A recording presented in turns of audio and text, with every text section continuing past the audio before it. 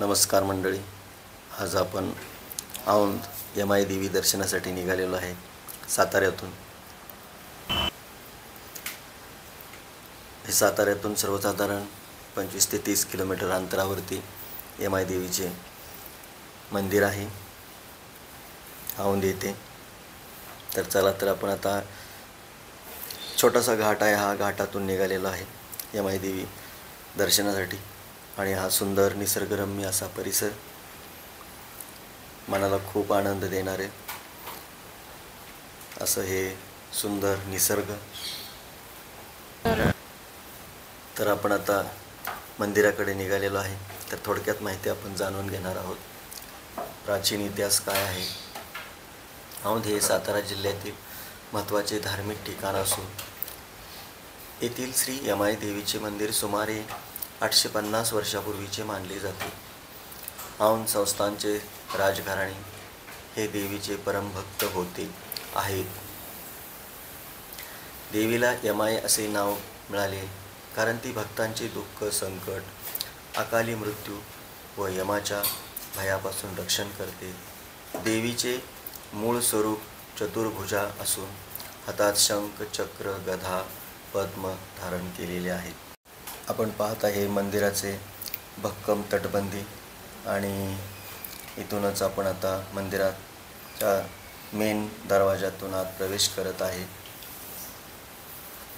आणि इथेच ते गुरुमाऊलीचे मंदिर आहे, त्याचे आपण आता दर्शन घेऊया.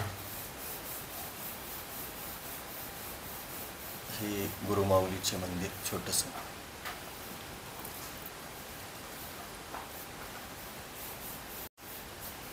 लोकमान्य श्रद्धेनुसार यमाई देवी ही तुळजापूरची भवानी, कोल्हापूरची महालक्ष्मी आणि सप्तशृंगी देवी यांचे एक रूप आहे. औंध येथील देवीला सातारा, सांगली, पुणे, कोल्हापूर या भागातील असंख्य भक्त दरवर्षी नवरात्रोत्सवात दर्शनासाठी येतात. देवी भक्तांचे संकटमोचन करून त्यांना आरोग्य, धन, धान्य, कीर्ती प्रदान करते अशी मान्यता आहे. दरवर्षी नवरात्रात येथे लाखो भाविकांचा उत्सवमूर्तीप्रमाणे जत्रोत्सव भरतो. देवीचा पालखी सोहळा अत्यंत भव्य असतो. असं खूप सुंदर असं हे बांधकाम, दगडी बांधकाम पूर्ण दगडामध्ये आहे, आपण पाहत आहे. आता आध्यात्मिक महत्त्व जर आपण याचा विचार केला तर औंध यमाई देवीला सप्तकोटी देवीच्या स्वरूपापैकी एक मानले जाते. सातारा परिसरातील कुलदैवत म्हणून असंख्य कुटुंबियांची परंपरा आहे.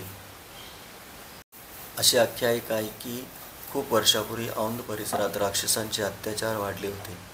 ते लोकांची पिके जाळत, जनावरे मारत व निरपराध लोकांना त्रास देत होते. देवतांना प्रार्थना केली की हे माता, या राक्षसांचा संहार करून पृथ्वीवरील प्राण्याचे रक्षण कर. तेव्हा आदिशक्ती पार्वती यांनी देवीचे यमाई रूप धारण केले. यमाई देवीने आपल्या चतुर्भुज स्वरूपात शंख, चक्र, गदा आणि कमळ हातात घेतले. भीषण युद्धात देवीने राक्षसांचा संहार केला व भक्तांचे रक्षण केले. आपण आता पाहत आहे, समोरच मंदिरात आपण प्रवेश केलेला आहे आणि साक्षात आदिशक्ती पार्वती माता यमाई स्वरूपात आपल्याला दर्शन देत आहे आणि याचं दर्शन आपल्याला घडत आहे.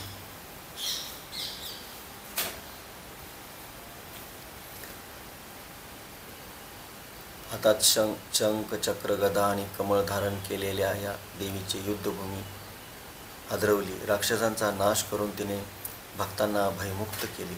विजयानंतर औंधच्या राजाने देवीसाठी भव्य मंदिर बांधले आणि भक्तांच्या श्रद्धेतून देवीला नाव मिळाले यमाई.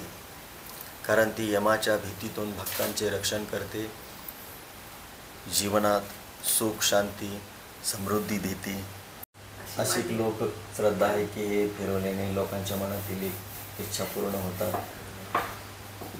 आणि आपण समोर नंदी पाहतोय. नंदीवरती वानरराज बसलेले आहेत. त्यांनाही काहीतरी खाण्यासाठी पाहिजे म्हणून ते बसले.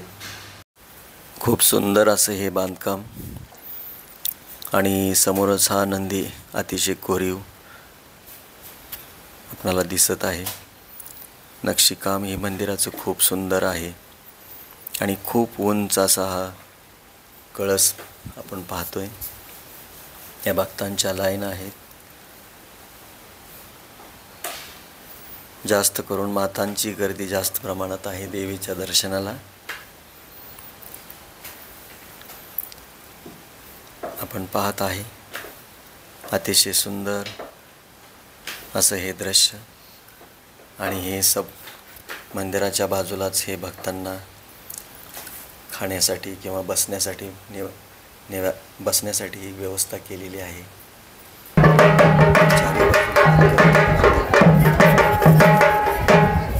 समोर देवीचे भक्त अशी खूप गर्दी होत आहे. आता सुंदर असं मंदिराचं हे दर्शन आपल्याला झालेलं आहे. देवीचं दर्शन झालेलं आहे आणि हे देवीच्या दर्शनाला उत्सुक असलेले हे सर्व भक्त अतिशय निसर्गरम्य आणि सुंदर असा हा परिसर आपण पाहत आहे. अतिशय सुंदर हिरवगार सर्व असे सभोवतालचा परिसर.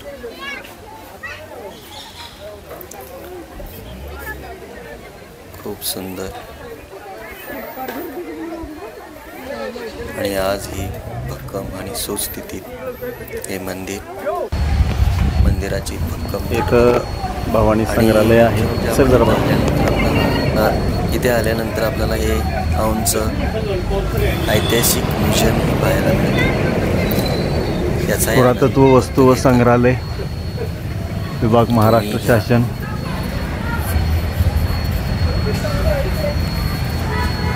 प्राचीन वस्तू इथं आहेत आणि शिवकालीन प्राचीन अशा वस्तू आहेत. आणि हे आपण पाहत आहे की भक्तांची अशी गर्दी झालेली आहे. लाईन ट्रॅव्हल्सच्या अशा लाईन लागलेल्या आहेत. खूप लांब रांगा लागलेल्या आहेत देवीच्या दर्शनासाठी. तुम्ही याचा आनंद घ्या. धन्यवाद.